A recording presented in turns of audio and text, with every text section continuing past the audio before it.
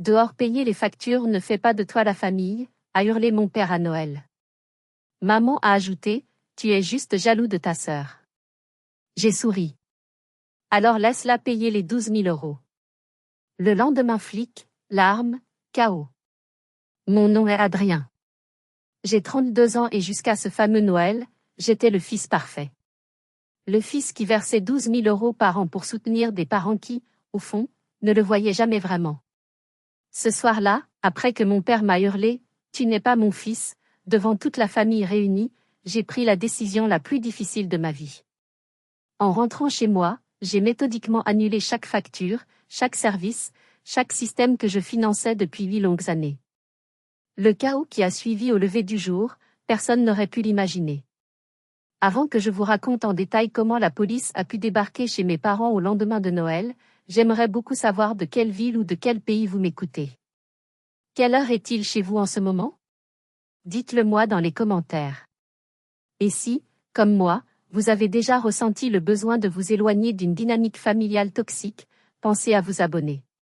Vous n'êtes pas seul. Pour comprendre comment nous en sommes arrivés là, il faut remonter le temps. Loin en arrière. J'ai grandi dans un pavillon modeste de la banlieue de Rennes, en Bretagne. Une vie simple, en apparence. Mais dès mon plus jeune âge, j'ai senti un déséquilibre, une injustice silencieuse qui flottait dans l'air de la maison. Ma petite sœur, Camille, de 5 ans ma cadette, était le soleil autour duquel mes parents, Bernard et Sylvie, tournaient en orbite. Et moi? J'étais une planète lointaine, fiable, prévisible, mais rarement au centre de leur attention. Je me souviens d'un épisode qui, aujourd'hui encore, me serre le cœur. J'avais 12 ans, et je rêvais d'un VTT. Pas n'importe lequel, un modèle précis que j'avais vu dans un catalogue. Plutôt que de le demander, j'ai décidé de le mériter. J'ai passé tout l'été à travailler pour mon oncle Marc, à réparer la clôture de son jardin sous le soleil breton. J'ai transpiré, j'ai eu des ampoules aux mains, mais chaque euro gagné me rapprochait de mon rêve. Le jour de mon anniversaire est arrivé. J'avais l'argent, j'étais fier, prêt à annoncer mon exploit. C'est à ce moment-là que mes parents sont entrés dans le salon, tout sourire. Derrière eux, un vélo flambant neuf, bien plus cher que celui que je convoitais. Mais il n'était pas pour moi. Il était pour Camille, 7 ans, qui le regardait sans grand intérêt. La raison? Elle s'était sentie, un peu triste, cette semaine-là. Mon père a posé une main sur mon épaule, son regard se voulant encourageant. Un homme doit être autonome, Adrien. Tu devrais être fier de ça. J'étais anéantie. Ce n'était pas une question de vélo. C'était la confirmation que mes efforts, mes sacrifices, seraient toujours considérés comme normaux, comme un dû. Tandis que les états d'âme de ma sœur méritaient une récompense matérielle extravagante. Cette injustice n'était pas seulement financière, elle était morale. On m'imposait des doubles standards, je devais être fort, responsable, silencieux, pendant qu'elle avait le droit d'être fragile, créative et exigeante. Cette dynamique a semé en moi une graine, une croyance dangereuse, pour être aimé, pour être vu, je devais en faire toujours plus, donner sans compter, et surtout, sans jamais me plaindre. Cette phrase de mon père m'a hantée. J'ai passé toute ma vie à essayer de devenir cet homme qu'il voulait que je sois, cet homme fort et indépendant. Sans réaliser que le prix à payer ne serait pas seulement un été de travail acharné, mais l'intégralité de mon avenir financier et de ma santé mentale. Le véritable tournant a eu lieu à mes 18 ans. Mon père, Bernard, a perdu son emploi. Il travaillait depuis plus de 20 ans dans une usine automobile de la région, un pilier de notre stabilité financière. La délocalisation, la restructuration, des mots froids qui ont brisé la vie d'un homme de 50 ans. Du jour au lendemain, le pilier de la famille s'est effondré. Je me souviens de son silence. Un silence lourd, pesant, qui a envahi la maison. Il passait ses journées sur le canapé, le regard vide, à regarder la télévision sans la voir. Chaque sonnerie de téléphone le faisait sursauter, chaque facture arrivant par la poste semblait être un coup de poignard. Sa fierté d'homme, de pourvoyeur, était en miettes. Ma mère, Sylvie, a augmenté ses heures à temps partiel dans un cabinet médical, mais son salaire ne suffisait pas à couvrir le prêt de la maison et les dépenses courantes. La tension était palpable. Dans ce climat anxiogène, je devais penser à mon propre avenir. L'université.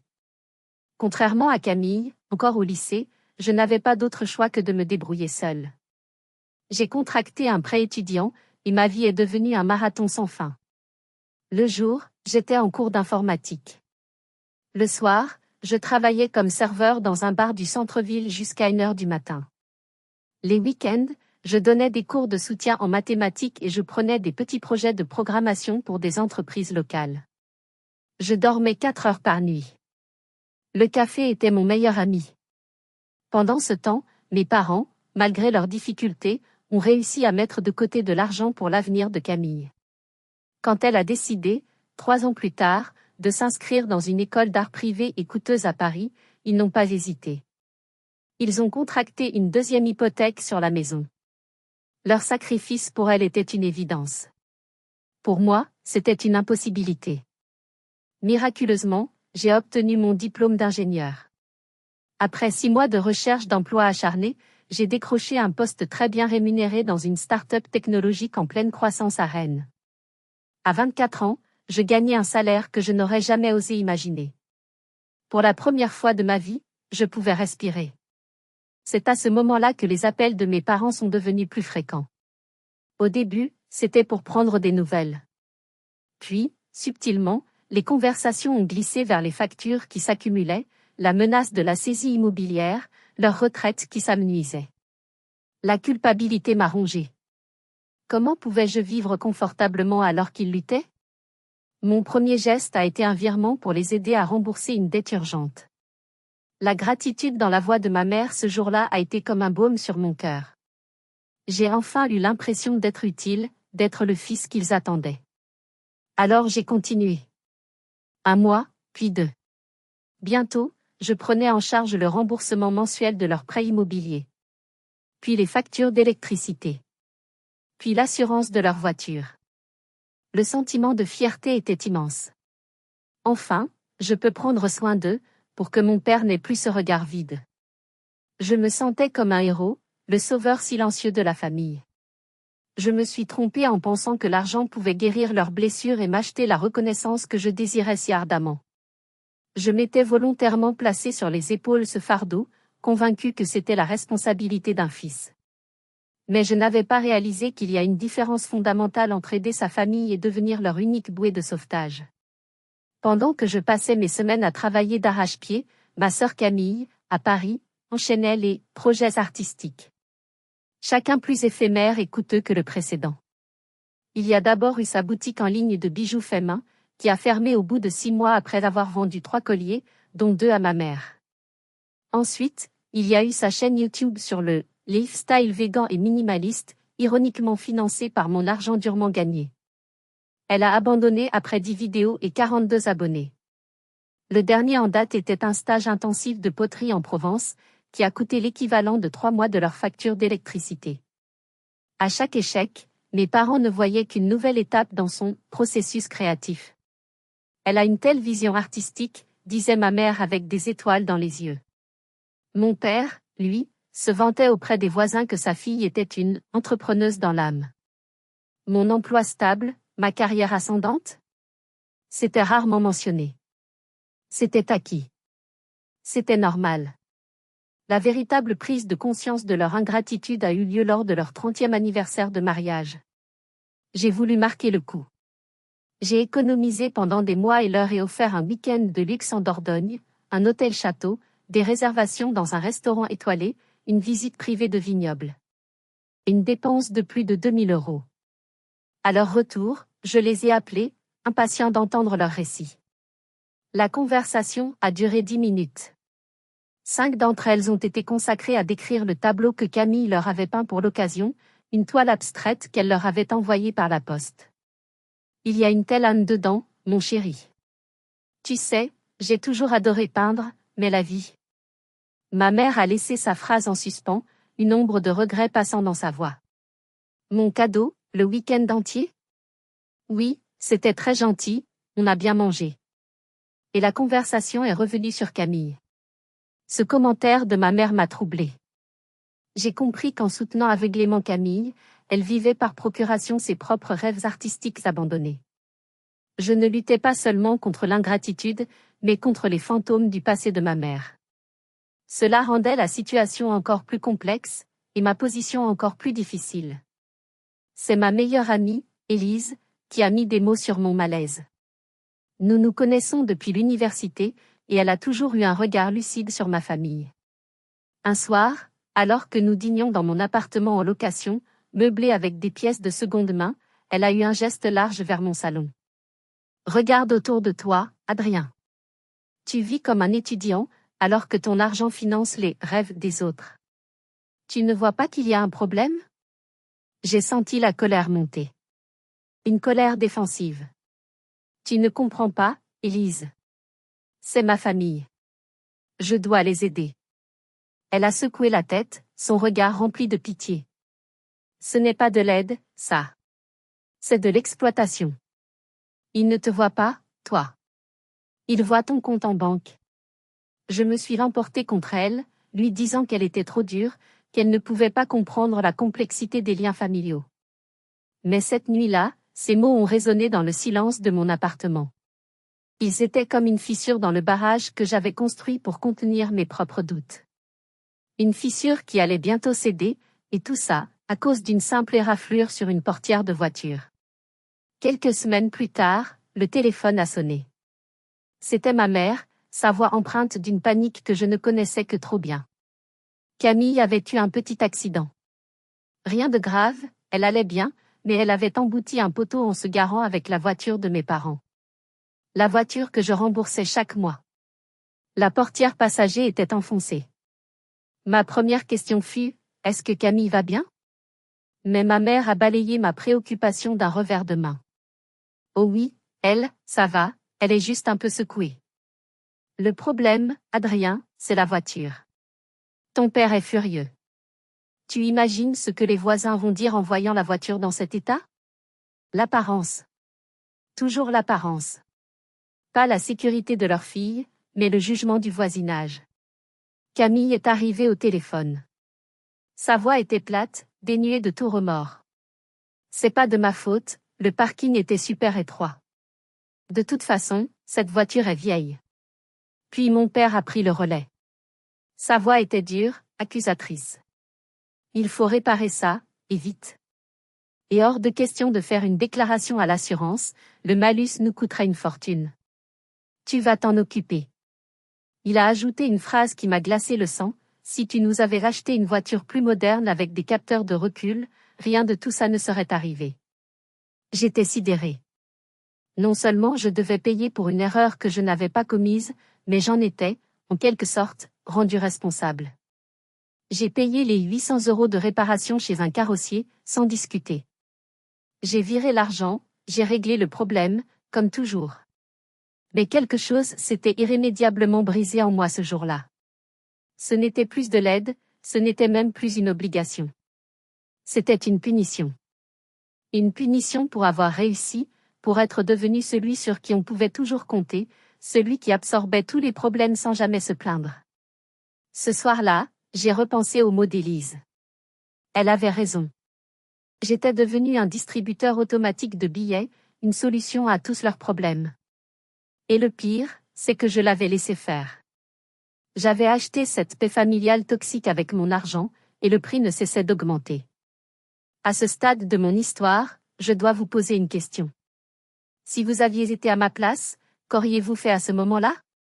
Auriez-vous payé en silence, comme moi? Ou auriez-vous enfin dit non?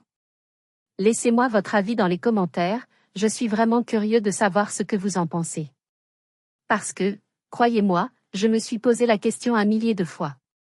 Et je ne savais pas encore que le pire test de ma patience et de ma résilience approchait à grands pas, les préparatifs de Noël. Début décembre, une excellente nouvelle est venue éclairer ma routine morose. Le projet sur lequel mon équipe et moi travaillions depuis près d'1 an a été un immense succès. En reconnaissance, l'entreprise m'a accordé une prime de fin d'année substantielle. Pour la première fois, j'avais une somme d'argent conséquente qui n'était pas déjà mentalement allouée aux dettes ou aux urgences de mes parents. Une lueur d'espoir est née, je pouvais enfin envisager de verser un acompte pour acheter mon propre appartement. Un petit chez moi, un sanctuaire loin de tout ce drame. C'est ce jour-là, alors que je consultais des annonces immobilières, que ma mère a appelé. Sa voix était enjouée, pleine de l'enthousiasme des fêtes. Adrien, mon chéri, on pensait à Noël. Et si tu organisais le dîner chez toi cette année? Ton appartement est si moderne, et puis chez nous, c'est un peu petit maintenant. J'ai été surpris. L'année précédente, il s'était plaint de mes chaises inconfortables et de ma cuisine sans âme. Mais l'espoir est un poison tenace. J'ai imaginé un Noël différent, un Noël où, en tant qu'hôte, mes efforts seraient enfin visibles, incontournables. J'ai accepté avec enthousiasme. J'ai passé les 2 semaines suivantes dans une frénésie de préparatifs. J'ai dépensé plus de 500 € en courses, des huîtres de Cancale, du foie gras du Périgord, un chapon fermier, plusieurs bouteilles de vin de Bourgogne. Je voulais que tout soit parfait. 3 jours avant Noël, alors que mon réfrigérateur débordait et que j'étais en train de planifier la cuisson de chaque plat à la minute près, le téléphone a sonné. C'était ma mère. Mon chéri, on a réfléchi. Ta tante Florence et ton oncle Marc préféreraient vraiment venir à la maison. Tu sais, c'est plus chaleureux, plus traditionnel. J'ai regardé mon appartement, déjà décoré pour l'occasion. Mais maman, j'ai déjà tout acheté, tout préparé. Sa réponse a été d'une simplicité désarmante, ce n'est pas grave, tu n'as qu'à tout apporter ici. Ce sera bien plus simple. Simple pour qui? J'ai ravalé ma frustration et j'ai réorganisé tous mes plans. La veille de Noël, j'ai passé la journée à cuisiner des plats transportables, à les emballer soigneusement dans des boîtes. Le soir, je suis passé chez eux pour déposer une partie des provisions. La maison était déjà remplie de l'odeur de la cuisine de ma mère. En entrant dans le couloir, je l'ai entendu au téléphone avec mon oncle Marc. J'ai ralenti le pas, malgré moi. Oui, Adrien nous aide un peu pour le repas, c'est gentil. Mais entre nous, il pourrait faire tellement plus avec l'argent qu'il gagne. Son succès, c'est un peu grâce à mes gènes, tu sais, mais il est devenu si calculateur. Pas aussi généreux et spontané que sa sœur. Je suis resté figé dans le couloir, un plat de gratin dauphinois à la main. Chaque mot était un coup de poignard. Mon travail acharné, ma discipline, était devenu du calcul.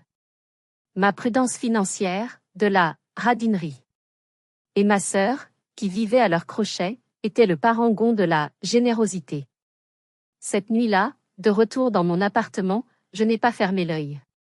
Les avertissements d'Élise, les injustices accumulées, la conversation que je venais de surprendre, tout se mélangeait dans ma tête.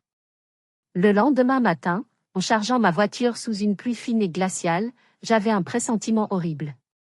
Ce n'était pas la joie de Noël que je ressentais, mais le calme sinistre qui précède une tempête dévastatrice.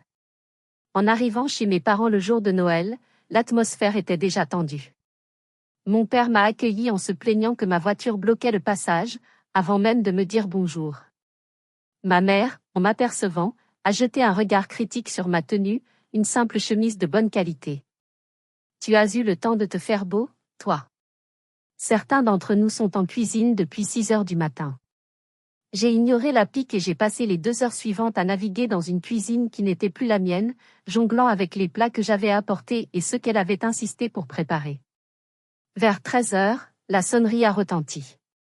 C'était Camille. Son entrée a été triomphale. Mes parents se sont précipités pour l'accueillir, l'étouffant de câlins et de compliments. Elle n'avait rien apporté, si ce n'est sa présence et un petit tableau emballé dans du papier cadeau. C'est ma dernière création, a-t-elle annoncé fièrement. Mes parents l'ont déballé comme s'il s'agissait d'un chef-d'œuvre du Louvre. Tante Florence et oncle Marc sont arrivés peu après, apportant une chaleur et une normalité bienvenue. Ils m'ont salué avec une affection sincère, me demandant des nouvelles de mon travail. J'ai commencé à leur parler de mon projet récent, mais ma mère a rapidement coupé court. Oh, les ordinateurs, c'est si compliqué. Camille, chérie, raconte-nous plutôt ton nouveau projet. Nous nous sommes assis à table.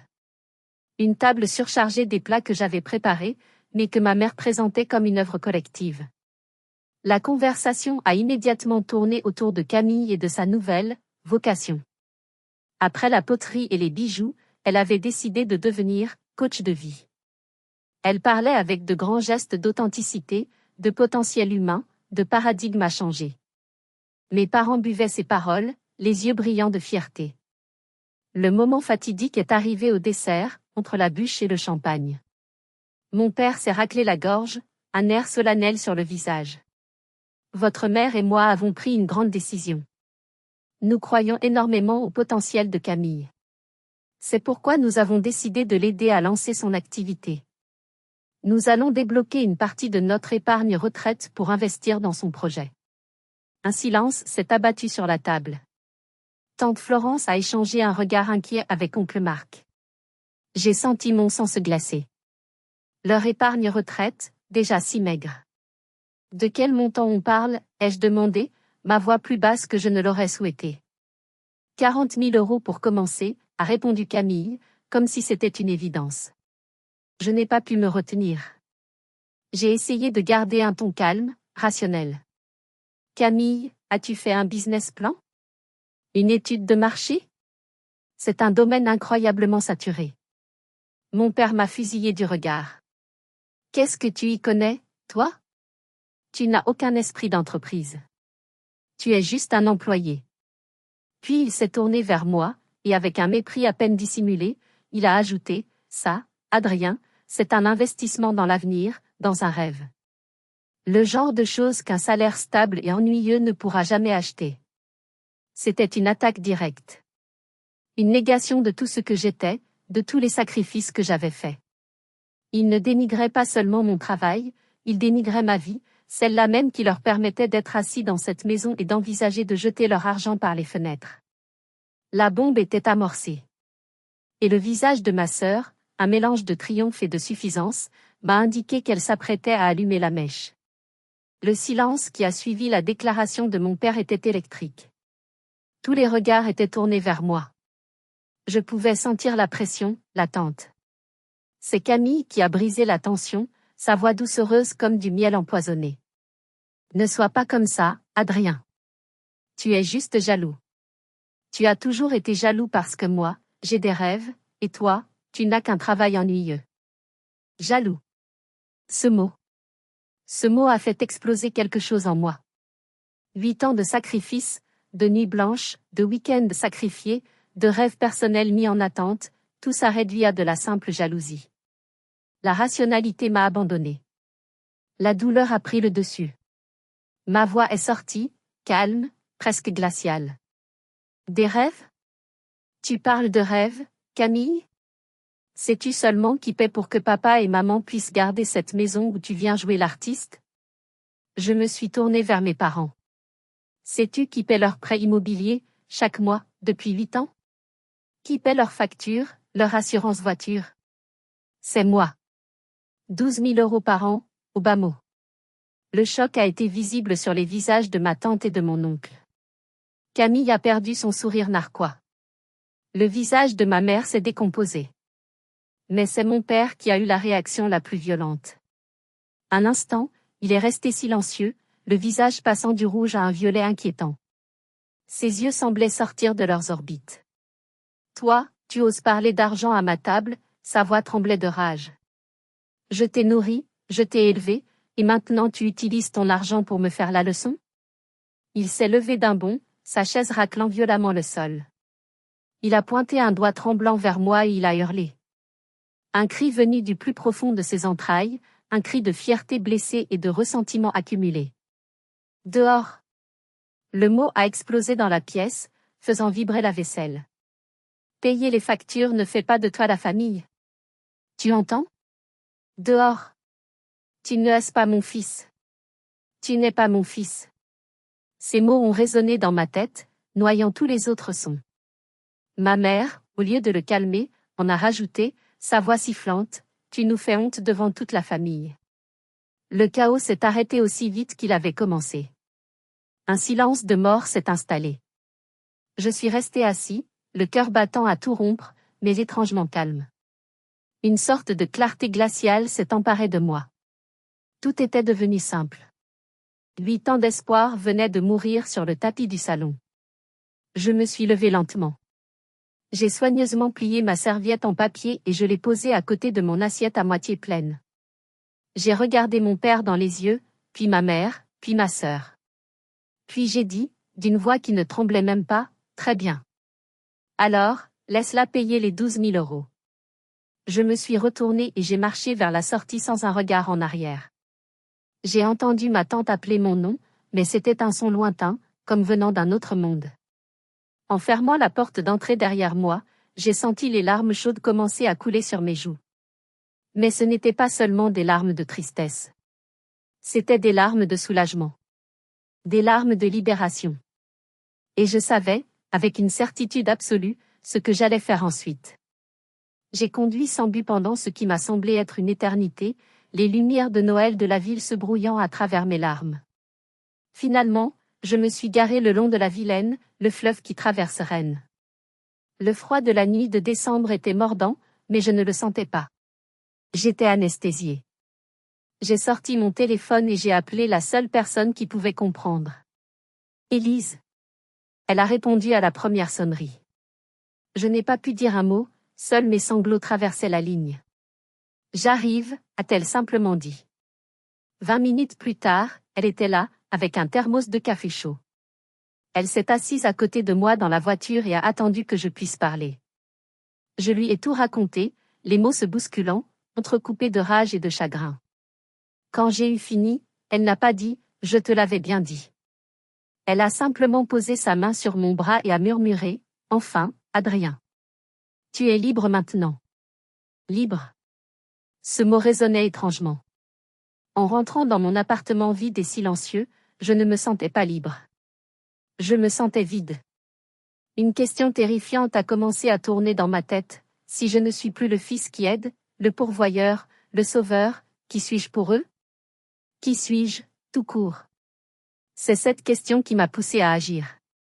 Ce n'était pas un acte de vengeance froide, mais un acte désespéré pour me réapproprier mon identité. Un acte douloureux, chaque étape étant accompagnée de tremblements et d'une vague de culpabilité. Je me suis assis à mon bureau et j'ai allumé mon ordinateur. J'ai ouvert mes relevés bancaires et j'ai commencé à faire la liste, non pas de tête, mais avec des chiffres précis. Le prêt immobilier, 850 euros.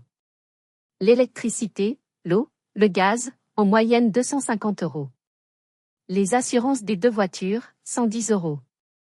Le forfait de téléphone familial où ils étaient inclus, 90 euros. L'abonnement Internet et télévision, 60 euros. Et puis il y avait le reste, Netflix, Amazon Prime, le système de sécurité que je leur avais installé. En additionnant tout, je suis arrivé à un chiffre qui m'a coupé le souffle. Ce n'était pas 12 000 euros par an. C'était près de 25 000 euros. Sur 8 ans, cela représentait 200 000 euros. L'équivalent de l'acompte pour une maison. Ma maison. La colère a remplacé la culpabilité. Mes mains sont devenues fermes sur le clavier. J'ai commencé par me connecter à mon compte bancaire. J'ai annulé le virement automatique pour le prêt immobilier. Un clic. 8 ans d'habitude effacée. Ensuite, le fournisseur d'énergie. J'ai envoyé un email formel, demandant la résiliation de mon prélèvement automatique et indiquant que la responsabilité des paiements revenait désormais à M et Madame Bernard Vasseur, à compter de ce jour. Copier-coller pour la compagnie des eaux. Copier-coller pour l'assurance. Puis sont venus les services numériques. Netflix. Changement de mot de passe. Déconnexion de tous les appareils. Fait. Amazon Prime. Annulation du partage de compte. Fait. La dernière étape était la plus symbolique. Le système de sécurité connecté. Je l'avais installé moi-même après un cambriolage dans leur quartier. Il contrôlait les caméras, l'alarme, et même le thermostat. J'ai hésité une seconde. Puis les mots de mon père m'ont revu à l'esprit, payer les factures ne fait pas de toi la famille. J'ai initié une réinitialisation à distance du système. À 2 heures du matin, tout était terminé. J'ai éteint mon téléphone, pour la première fois depuis des années sans craindre un appel d'urgence au milieu de la nuit. J'ai avalé un somnifère que je gardais pour les nuits d'insomnie et je me suis effondré dans mon lit. Je ne me doutais pas que pendant que je sombrais dans un sommeil sans rêve, l'apocalypse se préparait à déferler sur leur pavillon de banlieue. Je me suis réveillé tard le lendemain matin, la tête lourde à cause du somnifère. Pendant quelques secondes bien heureuses, j'ai oublié. Puis, tout est revenu d'un coup. J'ai rallumé mon téléphone. Il a vibré frénétiquement pendant près d'une minute, inondé de notifications. 42 appels manqués. 67 messages. J'ai commencé par écouter les messages vocaux de ma mère. Le premier, à 7 heures du matin, était furieux. « Adrien, c'est quoi ce délire? Plus rien ne marche. Le chauffage est éteint, Internet est coupé. Rappelle-moi immédiatement. » Le deuxième, 1 heure plus tard, était paniqué. La banque a appelé. Le virement pour la maison a été annulé.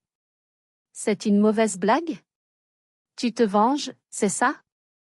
Le dernier, vers 9 heures, était en pleurs. Ton père a des douleurs à la poitrine à cause de tout ce stress. S'il lui arrive quelque chose, tu l'auras sur la conscience. Camille, elle, m'avait laissé une volée d'insultes par SMS, m'accusant d'être un monstre égoïste. Mais le message le plus glaçant venait de mon père. Un seul message vocal, sa voix froide et menaçante. J'ai parlé à un avocat. Ce que tu fais s'appelle de l'abus de faiblesse sur personnes âgées et de l'abandon de famille. Tu as jusqu'à midi pour tout rétablir, sinon on porte plainte. Au milieu de ce chaos, un appel de ma tante Florence. Sa voix était inquiète, mais pas accusatrice. Adrien, écoute. Tes parents sont dans tous leurs états. Ils ne comprenaient pas pourquoi l'alarme s'était déclenchée cette nuit et ils n'arrivaient pas à la couper. Ton père a fini par appeler la police, en disant qu'un hacker avait pris le contrôle de leur maison. Ils sont là-bas en ce moment. La police. C'était donc vrai. L'humiliation devait être totale. Je suis resté assis sur mon lit, abasourdi. Puis, une étrange détermination m'a envahi. J'ai pris une grande inspiration et j'ai commencé à rédiger un email. Un seul. Adressé à mes parents et à Camille, avec ma tante et mon oncle en copie. Je voulais des témoins. Chère maman, papa. Hier soir, au dîner de Noël, vous m'avez signifié de la manière la plus claire qui soit que mes contributions financières ne faisaient pas de moi un membre de la famille. Papa, tu as spécifiquement déclaré, payer les factures ne fait pas de toi la famille, avant de me demander de partir. J'ai donc décidé de respecter vos souhaits. Depuis 8 ans, je vous soutiens financièrement à hauteur d'environ 25 000 € par an. En réponse à votre demande explicite, je me suis retiré de toutes vos affaires financières. La responsabilité de toutes les factures vous revient désormais. Vous trouverez en pièces jointes les coordonnées de tous les fournisseurs de services pour que vous puissiez prendre le relais. Concernant la santé de papa, si son état est réellement préoccupant, je vous exhorte à appeler le 15 et non moi. Utiliser la peur d'une crise cardiaque comme manipulation émotionnelle est inacceptable. Concernant la menace d'action en justice, aucun enfant adulte n'a l'obligation légale de subvenir aux besoins de ses parents. Tous les comptes et contrats étaient à mon nom. Je prends mes distances pour réévaluer notre relation. Adrien. Quelques minutes après l'envoi, ma mère a rappelé. J'ai ignoré l'appel. Le message vocal qu'elle a laissé était un chef-d'œuvre de manipulation, un appel à l'aide larmoyant. Mais cette fois, ça ne marchait plus. Grâce à ma tante, je savais qu'ils n'étaient pas à l'hôpital, mais bien en train d'essayer d'expliquer leur cyberattaque à 2 gendarmes probablement perplexes. Si vous êtes arrivé jusqu'ici, laissez un commentaire pour nous dire ce que vous auriez fait à la place d'OP. Vous pouvez aussi écrire simplement le chiffre 1 pour montrer que vous suivez encore. Et dites-nous, vous regardez cette histoire depuis quelle région ou quel pays? La tentative de manipulation de ma mère concernant la prétendue crise cardiaque de mon père n'était que le début. Face à mon silence, leur stratégie a changé. Ils ont décidé de porter le conflit sur la place publique, ou du moins, sur leur petite place publique numérique. Camille a été le fer de lance de cette nouvelle offensive.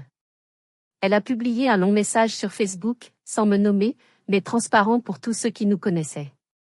Elle y parlait de « la tristesse de voir des membres de sa propre famille oublier d'où ils viennent », de « l'arrogance que l'argent peut engendrer », et 2, la douleur de parents âgés abandonnés par un enfant ingrat.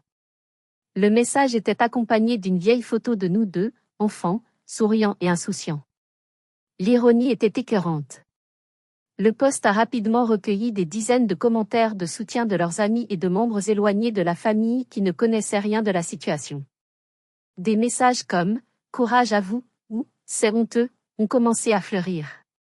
Certains cousins, que je n'avais pas vus depuis 10 ans, m'ont envoyé des messages privés pour me dire que je les décevais. Mais Camille ne s'est pas arrêtée là.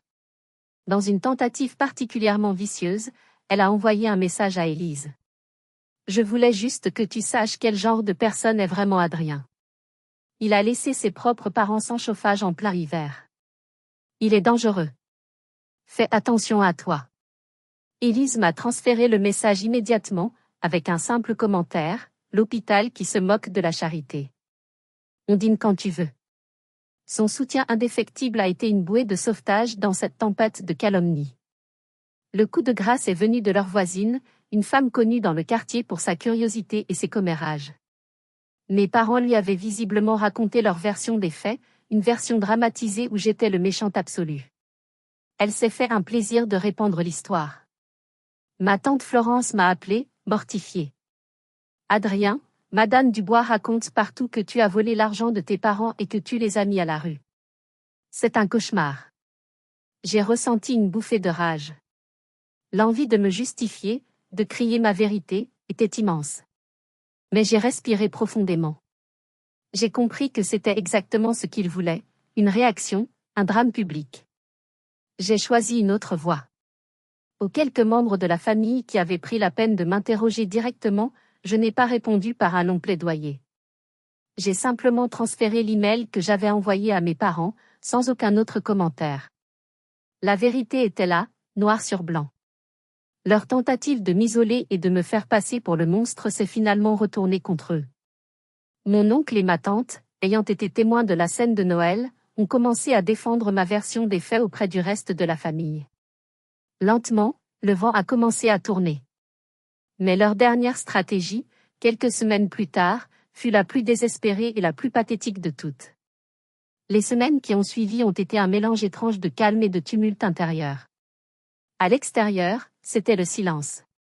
J'avais bloqué les numéros de mes parents et de ma sœur. Le flot incessant de drames s'était tari. Mais à l'intérieur, c'était la guerre. La culpabilité et la colère se livraient une bataille sans merci. Sur les conseils d'Élise, j'ai pris rendez-vous avec un thérapeute.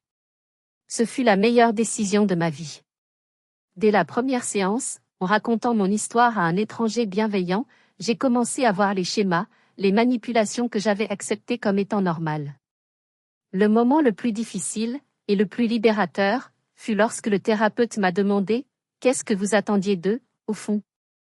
Les larmes me sont montées aux yeux et j'ai avoué, pour la première fois à voix haute, je voulais juste que mon père me dise une fois, une seule fois, « Je suis fier de toi, mon fils. » Admettre ce besoin fondamental, cette blessure d'enfant, a été le point de départ de ma guérison.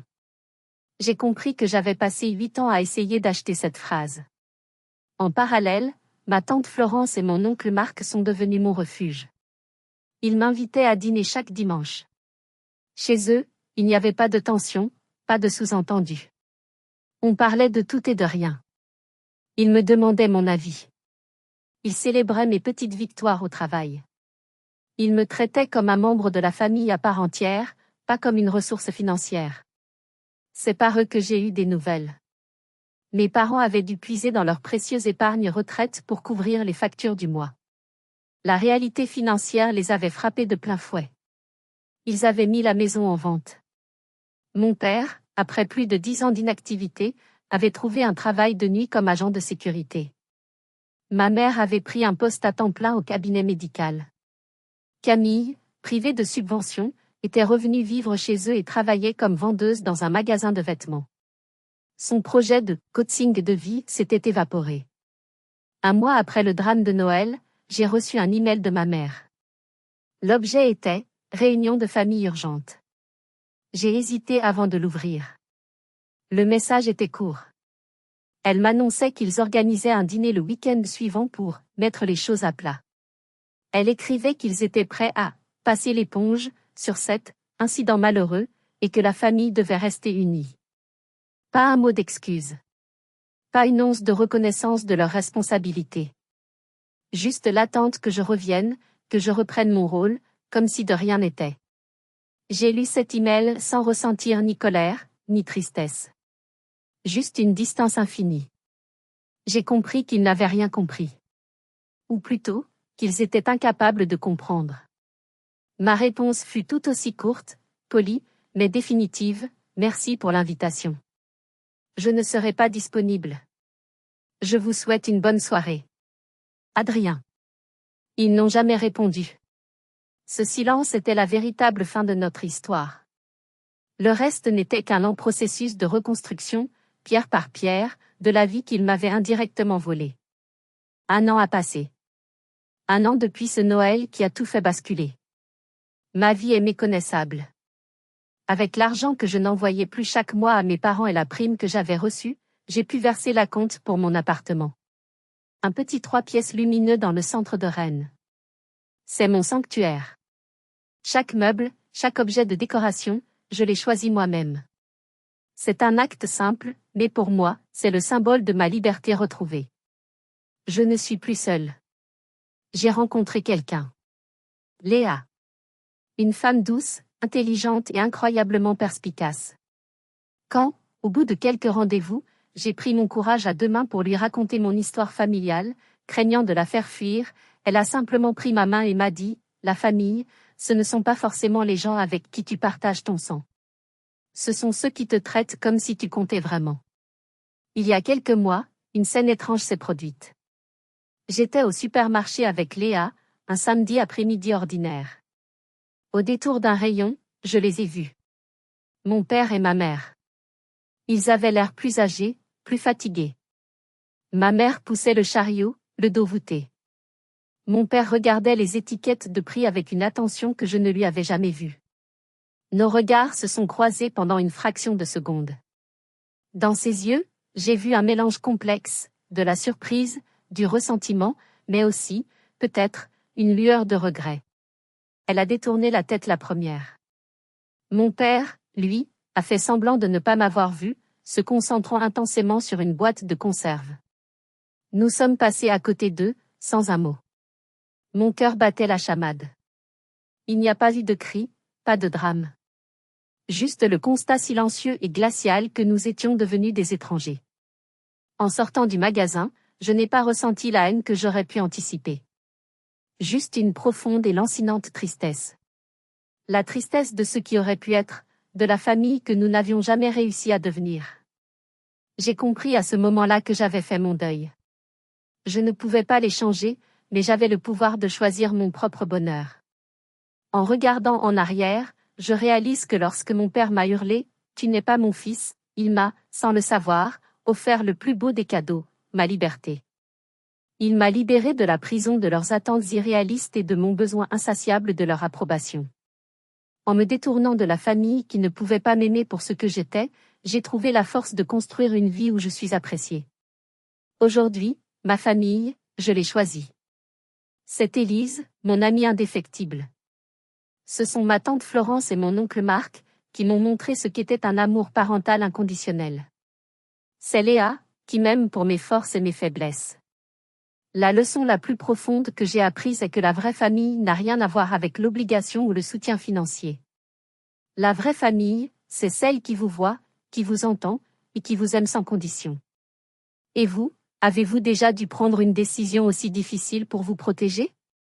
Qu'est-ce qui vous a donné la force de poser des limites et de choisir votre propre bien-être? Partagez votre histoire dans les commentaires, votre expérience pourrait sincèrement aider quelqu'un d'autre qui traverse la même épreuve. Si mon histoire a résonné en vous, n'oubliez pas de laisser un like et de vous abonner pour plus de récits sur la guérison et la reconquête de soi. Prenez soin de vous, et souvenez-vous toujours, la famille.